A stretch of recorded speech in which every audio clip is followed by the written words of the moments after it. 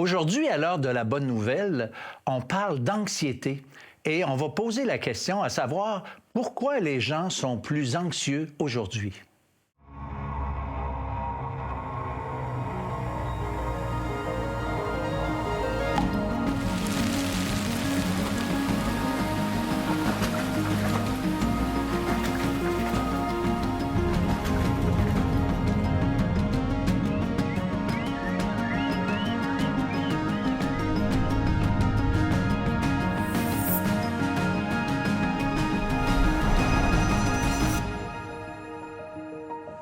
Bonjour, bienvenue à l'heure de la bonne nouvelle. Aujourd'hui, on continue et poursuit notre série « Le monde à l'envers selon Jésus ».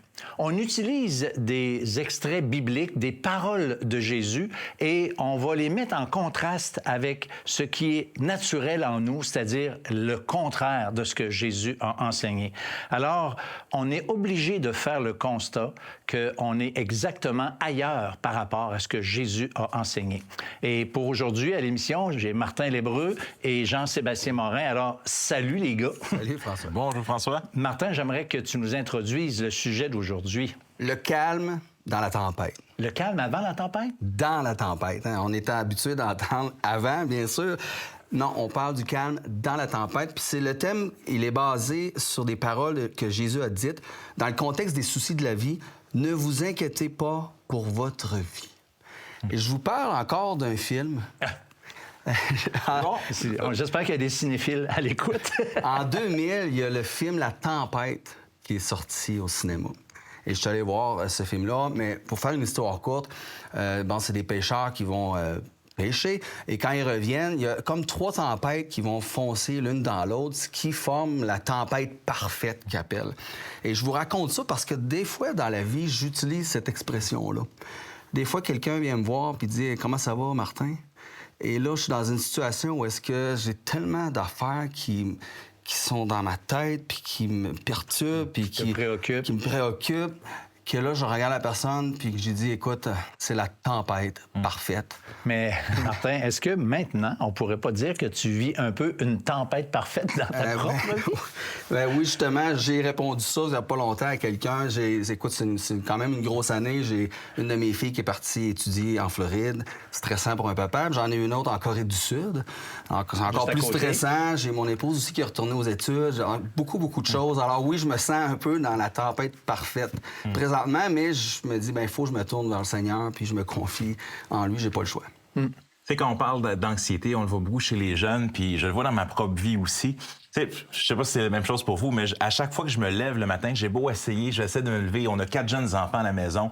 Fait que j'essaie de me lever toujours de plus en plus tôt pour réussir à tout faire sans les réveiller. Puis ma réalité, c'est que plus que je me lève tôt, plus que je suis stressé. C'est niaiseux, hein? Ah oui? Parce que plus que je me sens tout aussi submergé, peu importe l'heure que je fais. Fait que là, maintenant, je me lève à midi. Non. C'est une solution. Mais c'est juste vraiment l'idée de dire, wow, il y a quelque chose qui ne marche pas si je me sens stressé. Peu importe ce sentiment d'être submergé et qui est là, bien, y a-t-il une réponse à ça? Ouais. Mais écoutez, on a été dans la rue, effectivement, là, puis on vous a posé la question à savoir pourquoi les gens sont-ils plus anxieux aujourd'hui? J'ai l'impression que c'est à cause de notre mode de vie qui a changé et j'ai la sensation qu'on vit à 100 à l'heure à cause des écrans et de la digitalisation. Les réseaux sociaux, autant ça apporte du bon que ça apporte du moins bon, c'est-à-dire la comparaison, la compétition et toujours la performance. Tout le monde se fait une image de ce que ça devrait être, mais en vrai, c'est pas ça la vie. Parce que les gens s'acceptent moins, je pense. Il y a moins de tolérance entre les gens. Et tout ça, ça crée de l'anxiété. Et voilà, et c'est pas prêt de s'apaiser, à mon avis. Je crois que c'est parce qu'on est de plus en plus au courant de tout ce qui se passe partout, donc c'est difficile de juste pas penser à toutes les tragédies. Et pourquoi se stresser? Il n'y a pas de boulot, il n'y a pas ci, il n'y a pas ça, on n'arrive pas, on fait ci, voilà. Ça, c'est un stress. Je pense que c'est les habitudes de plus en plus sédentaires qui doivent nuire à ça.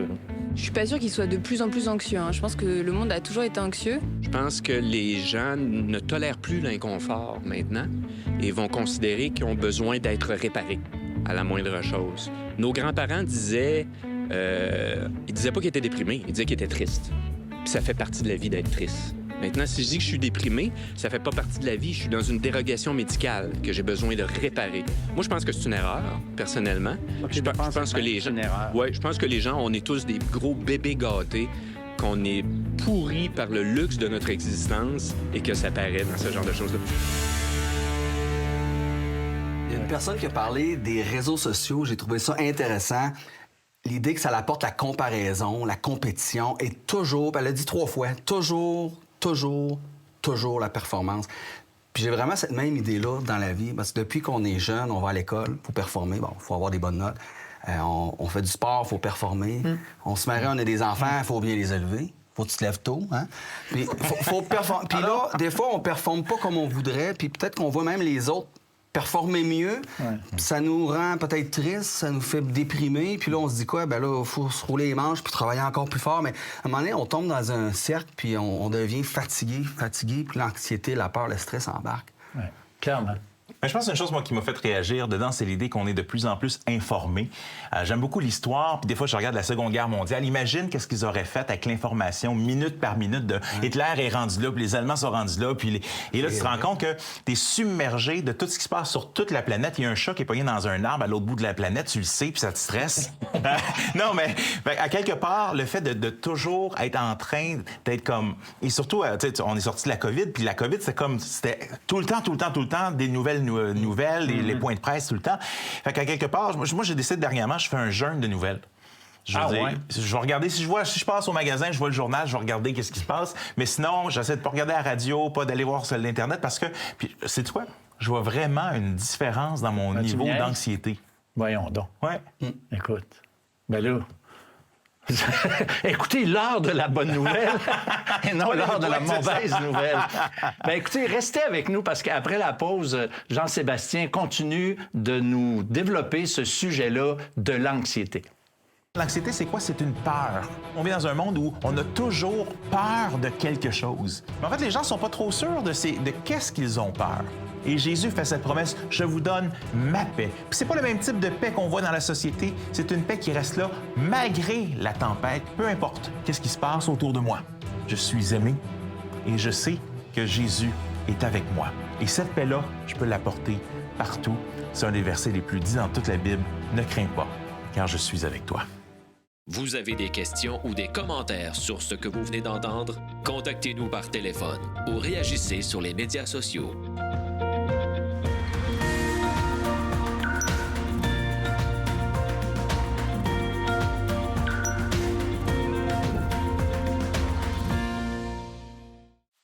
Est-ce qu'on a vraiment la génération la plus anxieuse de l'histoire?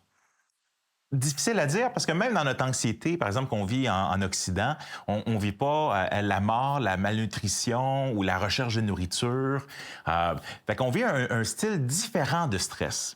Par contre, l'Université de Sherbrooke, post-pandémie, a déterminé que chez les jeunes, il y avait des symptômes chez presque 1 jeune sur 2 de ce qu'on appellerait une anxiété chronique, c'est-à-dire des symptômes qui sont là pour rester et qui amènent une anxiété de performance, une anxiété même de sociale, une anxiété juste de est-ce que j'ai une valeur? Et on se rend compte que beaucoup de jeunes, je le vois des fois en enseignant dans divers niveaux, que les jeunes ont de la difficulté à faire des oraux, les jeunes il y a vraiment quelque chose qui a changé et il y a une anxiété. Il y a vraiment l'anxiété, c'est quoi? C'est une peur. Peur de quelque chose. Mais en fait, les gens ne sont pas trop sûrs de qu'est-ce qu'ils ont peur. Il y a un livre que j'aime beaucoup qui s'appelle « Fearless ». Sans peur, de Max Lucado, un auteur chrétien qui a écrit beaucoup de livres pour nous amener à réfléchir. Et il parlait dans ce livre de la peur et il disait, une des choses qui est intéressante, c'est que le niveau d'anxiété chez nos jeunes aujourd'hui est aussi élevé, puis ça juste en termes de niveau de base, là, est aussi élevé que le niveau d'anxiété des patients des hôpitaux psychiatriques des années 1950. Ça te donne une idée on part là au niveau de l'anxiété. Et on le voit. Je me rappelle jouer dans la ruelle. Mes parents m'envoyaient en bicycle, un peu n'importe où, jouer dans les ruelles à Montréal. Et aujourd'hui, on a de la difficulté, on a un peu peur. Les parents à les laisser sortir du périmètre, ils ont quasiment un bracelet de sécurité qui hurle quand ils sortent de ça. Pourquoi? Parce qu'on vit dans un monde où on a toujours peur de quelque chose. Et des fois, je me pose la question avec mes propres enfants, et je vois des fois, on veut les avertir, on veut les protéger, mais je me rends compte que c'est le vocabulaire que j'entends vraiment souvent. « Ah, attention, fais pas ça parce que... » Et là, on a peur de quelque chose. En anglais, fear, peur, des fois, il y a l'acronyme False Experiences Appearing Real, des fausses expériences ou des fausses attentes qui nous semblent bien réelles. Mark Twain va dire que dans sa vie, il a vécu de nombreuses peurs et anxiétés, de nombreuses choses qui lui sont arrivées, mais qui ne lui sont en fait jamais arrivées pour vrai. Twain disait cette idée, mettez dans une enveloppe les raisons ou les peurs que tu as des pires choses qui peuvent t'arriver, mets-les dans le bureau, puis après un temps, ressors ton enveloppe et regarde-la et tu vas voir que la majorité des choses que tu as là, tu vas pouvoir en sourire parce qu'elles ne sont jamais arrivées. Nous sommes des machines à avoir peur. Vous savez, on a peur de la tâche qu'on a dans le dos. On a peur de la vie de nos enfants, où sont nos adolescents. Mais les adolescents, actuellement, font face à une crise d'identité qui est peut-être unique, dans un sens, dans l'histoire, parce qu'il y a un désir où on leur envoie avec les réseaux sociaux, avec Facebook. Le message est « Tu dois être unique ». Mais le désir profond des jeunes, puis en fait de tout être humain, c'est d'être aimé, apprécié de nos pairs, c'est-à-dire de nos amis, des gens qui sont autour de nous. Fait que comment est-ce qu'on résout le fait de « il faut que je sois unique » avec l'idée « je dois être apprécié des autres ». On vit dans un monde où on est entouré de caméras partout autour de nous, en tout temps, et où on idolâtre un peu, on idéalise un peu cette idée des influenceurs qui, dans le fond, même parmi les jeunes, qui ont réussi à percer, puis qui est un infime pourcentage. 99% des jeunes ne verront jamais ce succès-là, mais pourtant, ils vivent avec, en guillemets, la charge d'être un échec s'ils ne sont pas capables d'être à quelque part uniques et d'être le plus unique de tous. Vous savez, même en tant qu'adulte aujourd'hui, je vis avec cette pression-là à chaque jour. Et peu importe qu'est-ce que je fais ou combien j'ai fait ou combien de choses j'ai coché sur ma tâche, ma liste de tâches, eh bien, je me rends compte que j'ai l'impression d'être pas assez. L'Écriture nous dit ceci dans Psaume, chapitre 4, puis c'est un de mes versets que j'avais appris par cœur quand j'étais tout jeune. Le verset 9, mais on va commencer au verset 7. Beaucoup disent, qui nous fera voir le bonheur? Eh bien, fais briller la lumière de ton visage sur nous, Éternel. Tu mets dans mon cœur plus de joie qu'ils n'en éprouvent quand abondent leur blé, leur vin et leur huile. Je me couche et aussitôt je m'endors en paix, car c'est toi seul, Éternel, qui me donne la sécurité dans ma demeure. Avec ce que Jésus a fait pour moi à la croix, je suis aimé de Dieu. J'ai pas besoin de faire plus. Je pourrais être malade, pris au lit, et je serais assez. Je serais aimé. Il y a ce chant qui dit « Je ne suis plus esclave de la peur, je suis enfant de Dieu ». C'est cette promesse qui nous est donnée en Jean à tous ceux qui croient en son nom. Il a donné le pouvoir de devenir enfant de Dieu. Puis je pense que c'est ça, un des bienfaits de l'Évangile, c'est qu'il nous donne une paix. Le châtiment qui est retombé sur Jésus, ce châtiment qui nous donne quoi? Qui nous donne la paix. Et Jésus fait cette promesse, « Je vous donne ma paix ». Puis c'est pas le même type de paix qu'on voit dans la société, c'est une paix qui reste là malgré la tempête, comme nous disait Martin. C'est une paix véritable qui fait que peu importe qu'est-ce qui se passe autour de moi, je suis aimé et je sais que Jésus est avec moi. Et cette paix-là, je peux l'apporter partout. C'est un des versets les plus dits dans toute la Bible. « Ne crains pas, car je suis avec toi ».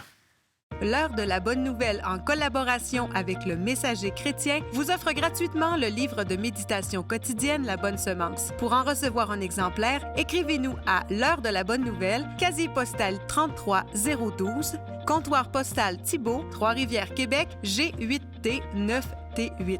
Vous pouvez également nous joindre à info@hbn.ca ou par téléphone 1-866-509-1319. Jean-Sébastien, est-ce qu'on parle d'anxiété? Est-ce que tu dirais que ça, c'est peut-être le problème de base, fondamental, le plus important, en fait, qu'on vit aujourd'hui comme société? Écoute, je pense qu'une des choses qui est intéressante, on le voit parfois en introduction avec Martin, on parle de films. Quand on regarde les films qui sont sortis au cinéma... Non, excuse-moi, mais tu regardes trop de films. Excuse-moi, non, c'est une blague. Mais quand on regarde les différents films, il y a beaucoup de ce qu'on appelle les dystopies. C'est comment est-ce qu'on imagine le futur. Dans les années 60, quand on imaginait Star Trek, par exemple, on espérait un monde de paix et de justice, il n'y aurait pas d'argent, tout le monde s'entendrait. Aujourd'hui, tous les films qui parlent du futur, il y a des bombes atomiques qui ont sauté, ils n'ont plus d'électricité, ils se bouffent entre eux. Et pourtant, ça, c'est ce que la génération de jeunes qu'on a aujourd'hui, c'est les films, c'est comment ils s'imaginent le futur. OK, autrement dit, tu dis que ces films-là, c'est comme le reflet de ce que les gens pensent aujourd'hui. Exactement. Tu dis, est-ce qu'ils ont de l'espoir? Puis là, si tu prends le temps d'écouter les nouvelles, justement, puis là, on te parle d'inflation, on te parle que les jeunes ne pourront pas acheter des maisons, que les emplois qu'ils ont, je vois ça, une hypothèque sur 125 ans, genre. Puis là, tu dis, c'est prend 3 générations. Fait qu'ils vivent, on leur envoie tout le message que tu n'auras pas une job qui va vraiment être payante, tu n'auras pas de maison, tu n'auras pas de futur. Fait ils sont laissés devant quoi? Et puis je te dirais, avec l'explosion, en plus de la famille, des valeurs traditionnelles aussi, mais on perd tous les repères. Fait que ces jeunes-là sont laissés, il faut tout que je construise. Puis, mais il faut que je le fasse d'une façon qui est... je dois le faire tout seul, parce que même les parents... puis ça, c'est pas la même chose en Orient, en Occident. Même les parents en Occident, c'est qu'est-ce qu'on dit? « mais je veux que mon enfant soit... responsable. Fait que je veux pas l'influencer dans les grandes décisions. Fait que je le laisse tout seul. » En Orient, ils ont une autre façon de penser. Ils vont dire, comment est-ce que je pourrais prendre les décisions les plus importantes de ma vie, comme choisir un travail, choisir un conjoint, une conjointe, sans l'aide de ceux qui sont plus proches de moi? C'est clair. Tu sais, fait qu'on est des îles désertes dans une société cacophonique. Fait qu'on est entouré de gens qui ne pensent qu'à eux-mêmes, puis on fait toutes nos affaires.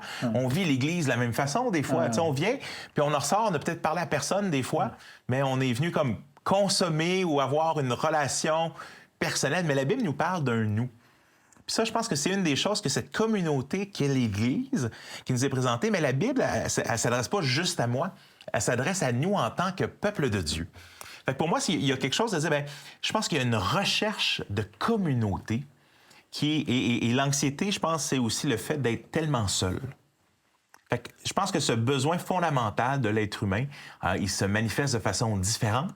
Je pense que l'anxiété, aujourd'hui, c'est « je veux être reconnu » pour être quelqu'un, afin de pouvoir faire partie d'une communauté.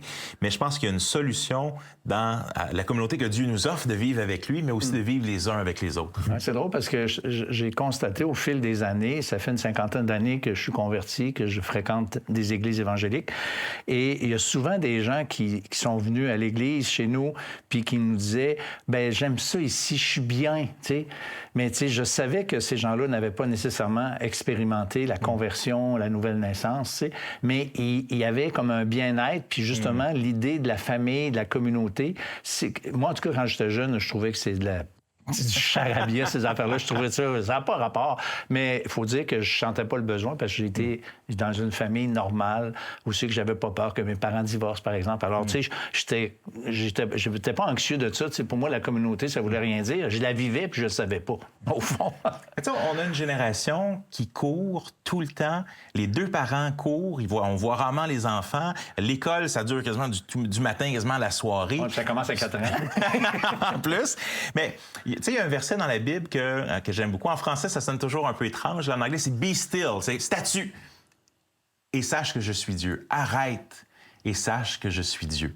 Puis je pense qu'il y a vraiment quelque chose, même dans tout... Je regarde tous les besoins qu'il y a dans le ministère ou tous les besoins qu'il y a autour de moi, puis je suis pas capable de tout répondre. Pourtant, j'ai l'impression que je dois tout répondre puis je dois faire plus performant. Le Seigneur m'a donné une image à un moment donné, il disait « écoute, tu as un champ de patates.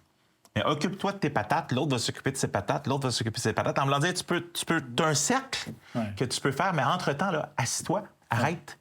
Puis il y a quelque chose où l'anxiété, je te dirais, les journées là, où je prends le temps de connecter avec Dieu, puis je dis non, garde.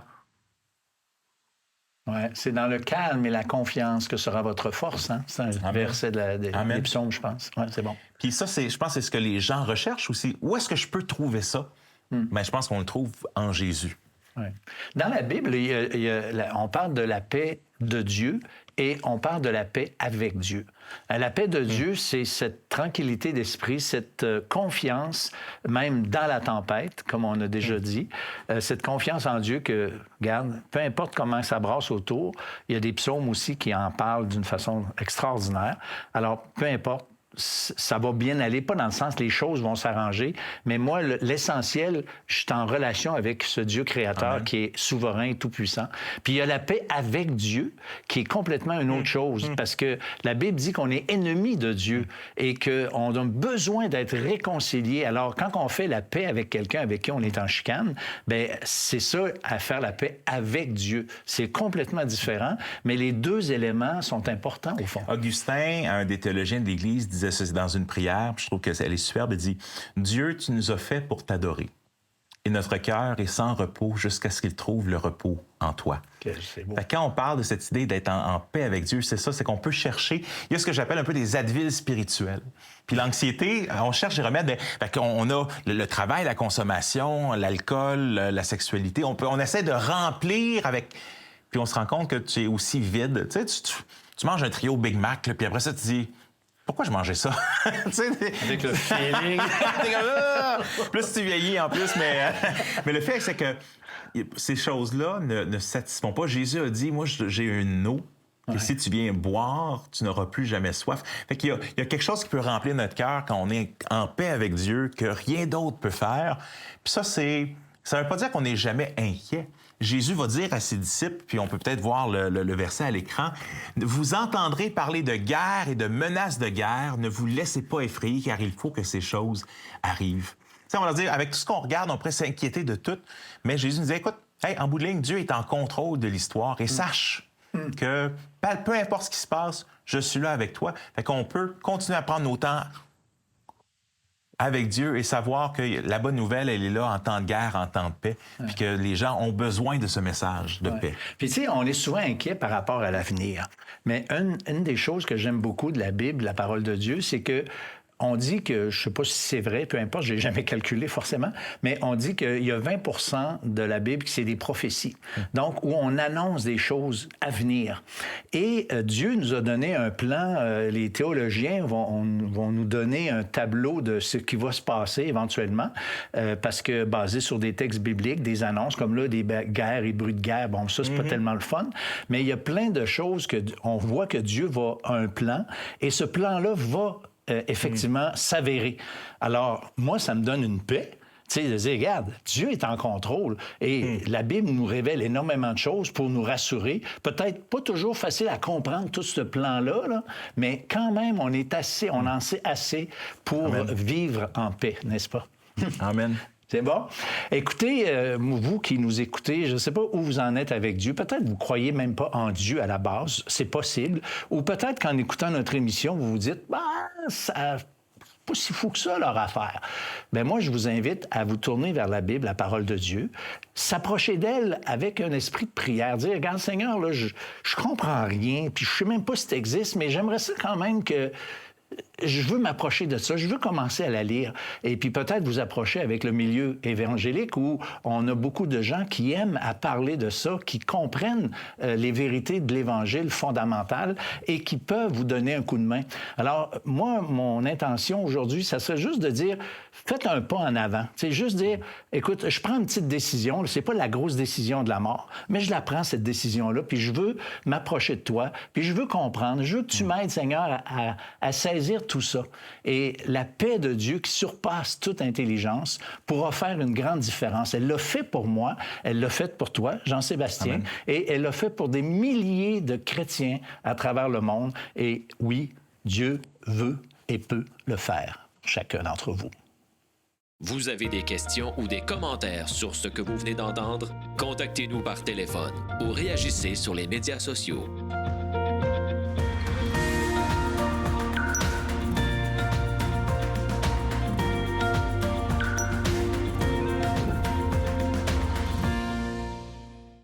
Le site web de l'Heure de la Bonne Nouvelle vous permet de revoir les émissions de la série en cours et de visionner celles des années précédentes. Dans la section « Liens utiles », nous identifions plusieurs liens Internet donnant accès à du contenu évangélique de qualité sur le web. On y retrouve une tonne de moyens concrets pour vous aider à poursuivre et enrichir vos réflexions. Dans la section « Restons en contact », nous vous proposons 2 manières faciles pour entrer en contact avec nous, soit le Perron d'église et les groupes de discussion « Je suis deuxième ».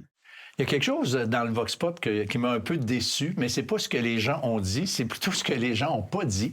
Moi, honnêtement, pendant tout le Vox Pop, je m'attendais à une certaine réponse. Et la réponse, c'est il n'y a plus de repères, il n'y a plus d'absolu. Et si tu regardes la société dans laquelle on vit, clairement, c'est ce qui arrive. Les jeunes n'ont plus de repères. Tu sais, quand que la catastrophe arrive, ben je veux dire, ils pensent au suicide parce qu'il n'y a plus de repères. C'est pas compliqué. Tandis que ceux qui lisent la Bible, qui croient à la parole de Dieu, bien, ils ont un repère, puis ils ont toutes sortes de consolations, des choses qui peuvent les rassurer, leur faire du bien. En fait, sans repère, on tourne en rond. J'ai lu à propos d'une expérience qu'ils ont faite. Ils ont envoyé 2 groupes de personnes dans le bois. Un groupe, quand il faisait beau soleil. L'autre groupe, nuageux, on voyait pas le soleil. Puis le groupe, pendant que c'était nuageux, a marché en rond. On a vraiment tourné en rond? Oui. Puis l'autre groupe, ils ont marché presque droite parce qu'il y avait le repère qui était le soleil. Puis dans la vie, si on n'a pas de repère autre que nous-mêmes, bien, c'est sûr qu'on va tourner en rond, puis éventuellement, c'est la peur, l'anxiété, puis toutes sortes de choses qu'on peut vivre parce que c'est nous comme propre repère. Clairement. Clairement. L'anxiété, c'est un vrai problème. Puis toi, là, mon cher Jean-Sébastien... Non, on m'a donné tout et non. Non, mais écoute, je veux pas te virer à l'envers. Non, mais t'as un podcast là-dessus, je trouve ça super important. J'aimerais que t'en parles. Ce qui est intéressant, moi, oui, j'ai un podcast qui s'appelle « La foi vient de ce que l'on entend ». Ça sort à chaque semaine. C'est comme une émission de radio, mais pas radio. Donc, tu peux l'écouter sur Internet. Mais l'épisode que j'ai fait sur l'anxiété a été un des épisodes les plus écoutés, en fait. Ça démontre un peu le besoin qu'il y a. L'épisode 74, si vous voulez le chercher. Mais effectivement, est-ce qu'il y a des solutions concrètes? Et qu'est-ce que la Bible nous dit? On l'a effleuré un peu au travers ce qu'on a vu, mais si ça vous intéresse, jetez un coup d'œil, vous pouvez le trouver sur l'Heure de la Bonne Nouvelle sur notre site, mais c'est dans la section des ressources.